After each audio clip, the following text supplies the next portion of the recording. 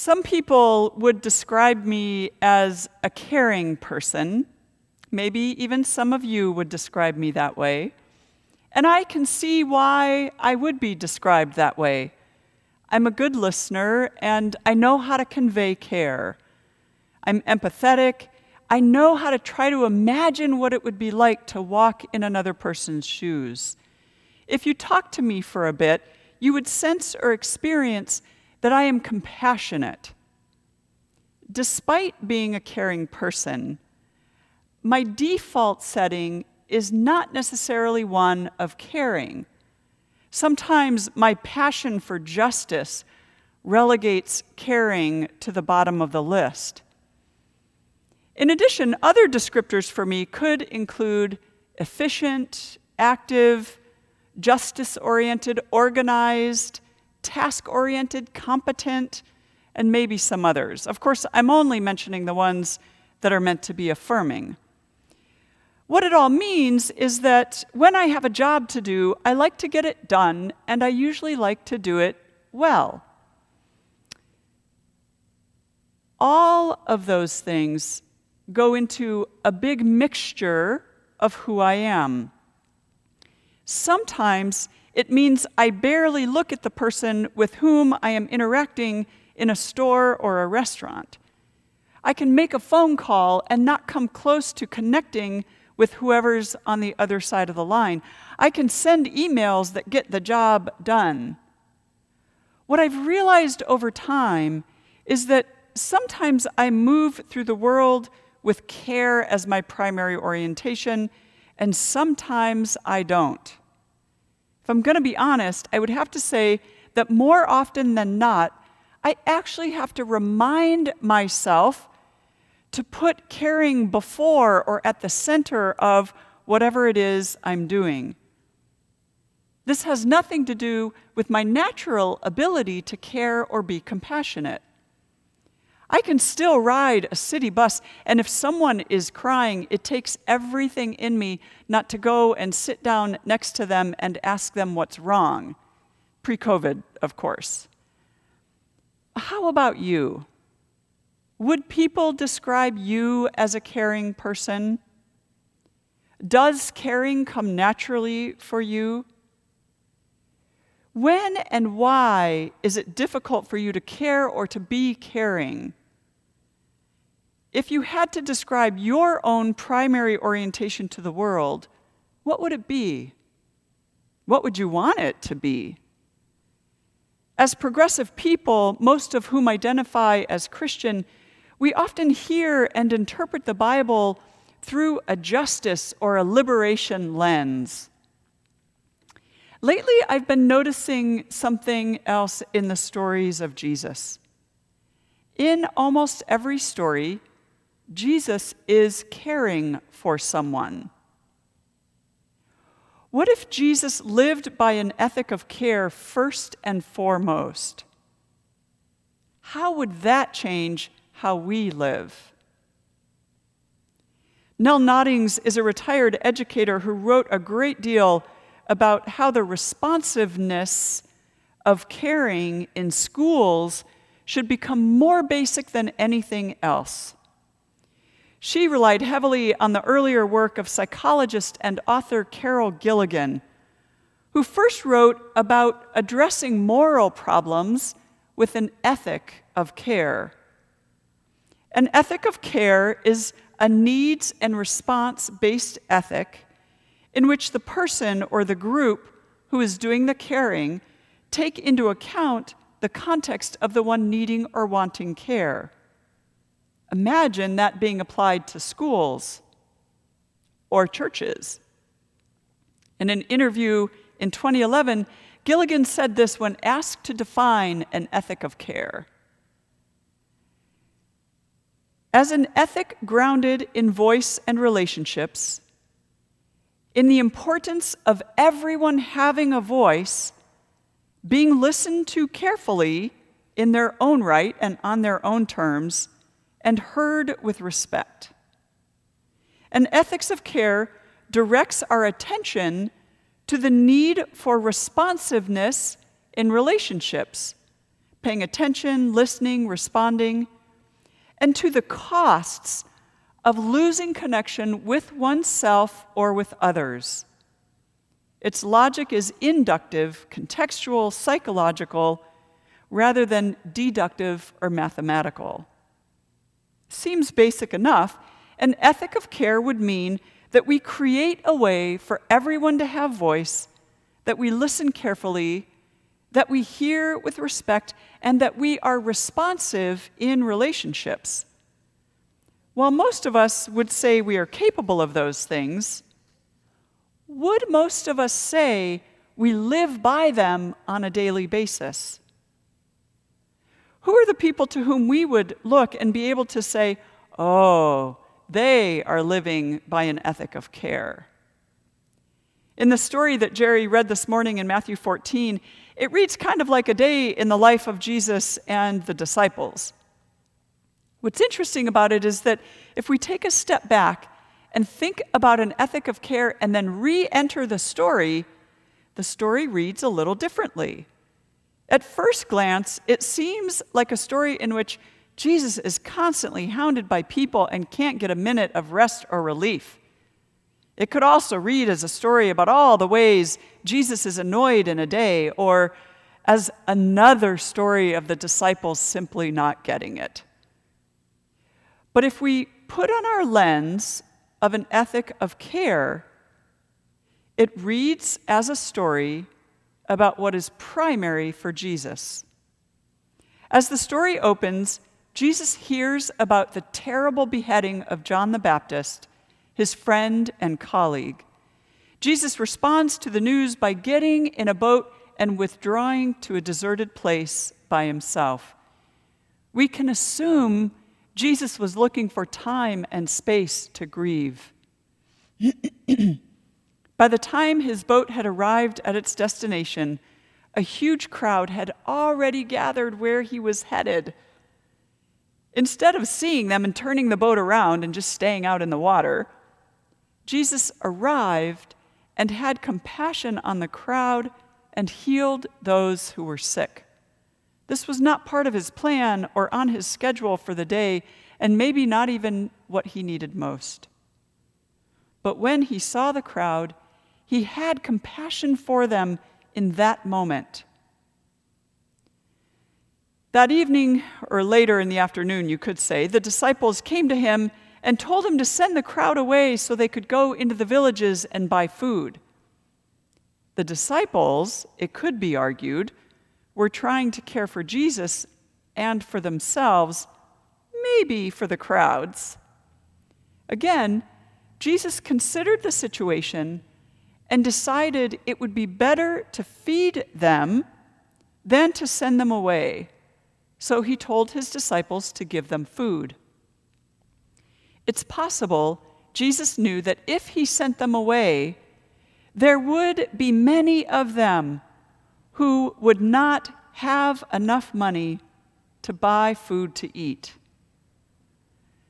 The disciples are concerned that they don't have enough food. They tell Jesus what they have. Jesus tells them to bring the food to him. Jesus tells the crowd to sit down and then blesses and breaks the loaves and the fish. They pass them around. Everyone ate.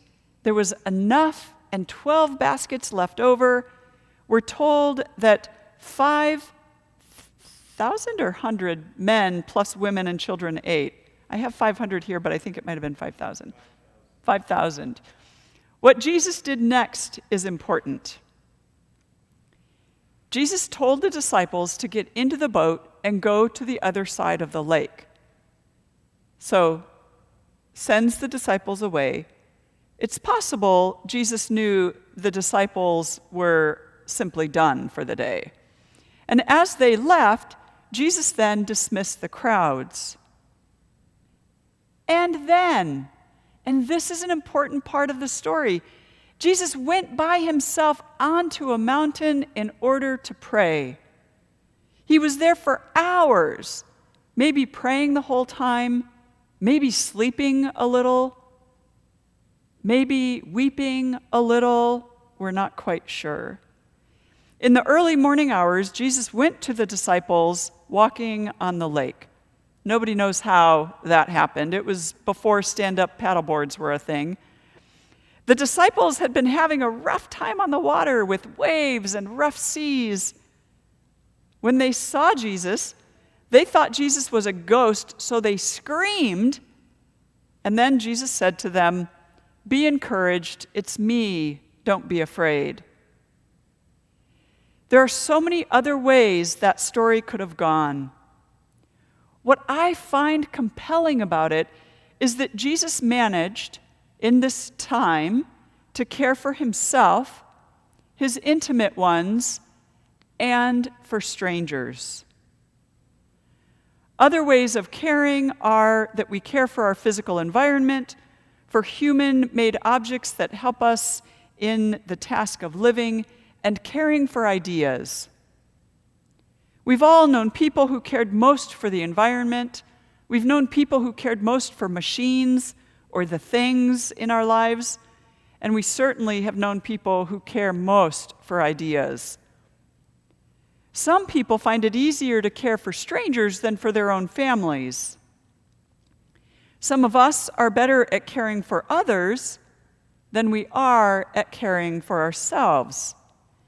If Jesus had cared more about ideas than people, or if he had cared more about himself than about people, he might have sent the crowds away very quickly. What we're trying to do as people who follow Jesus is develop an ethic of care that covers the different ways of caring. Another way to say that is that as stewards of all that God has created, we are called to care for ourselves, our intimate ones, strangers, the environment, human-made objects that help us in our living, and ideas. Before you throw in the towel because it's all just too much, there is a way to do it that doesn't mean the world has been placed squarely on our shoulders. What I have been realizing is that it's about priorities to some extent.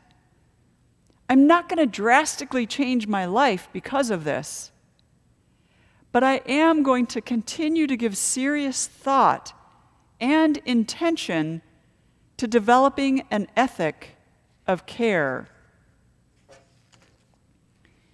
Let's spend a minute thinking about this as a church community. All 6 areas of care are at play for us as a community. We're called to care for ourselves, others, strangers, the environment, objects, ideas. Today we're going to look at 3 of these, and next week we're going to look at 3.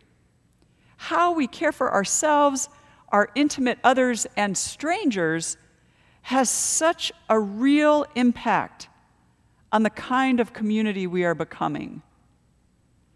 If I don't practice self-care, then what I bring to you as my community is my tired or hungry or angry or lonely or burned out self. That's going to have an impact on you. Instead of caring for you, I will be even more task-oriented to just get the job done, to be able to finally rest or eat or see friends or calm down or turn my mind off. It's one thing if this happens once in a while because of a heavy load here and there. It's another thing if it becomes my default or yours.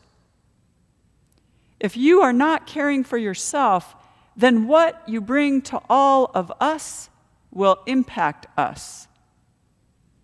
That's not to say we shouldn't or can't show up if we are in a less than ideal state. We all do.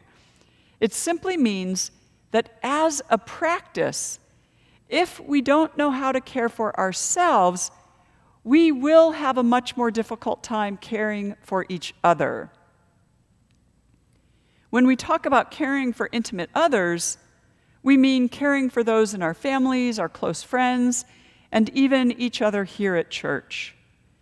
This one is tricky because it seems as though the more we get to know each other, the closer someone is to us, the more we feel free to do and say things that are not always caring. When we feel safe, we tend to loosen the standard for how we behave with others, and we let more of our default settings show. There's a concrete example I'm going to share that I hope is helpful. Like many of you, in any given day, I can receive 100 emails. My default setting is to do my job and respond in a timely manner. When I'm responding to an email, the first sentence I write is always about the business of the email. I write that sentence.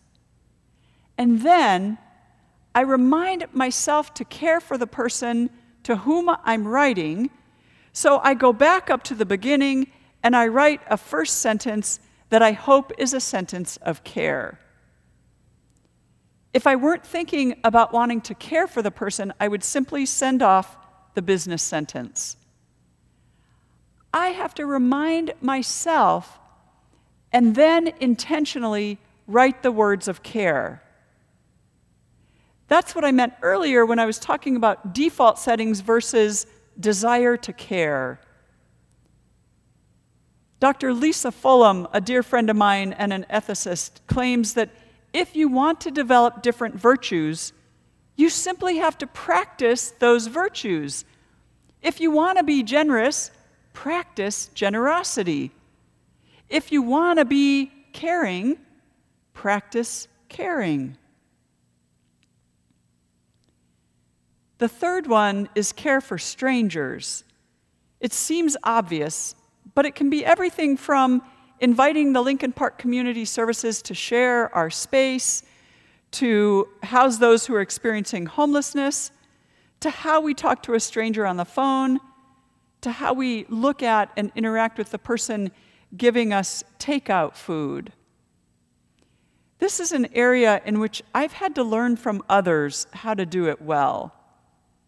Those of you who know Janie Spar will not be surprised to hear that I have learned much about this from Janie.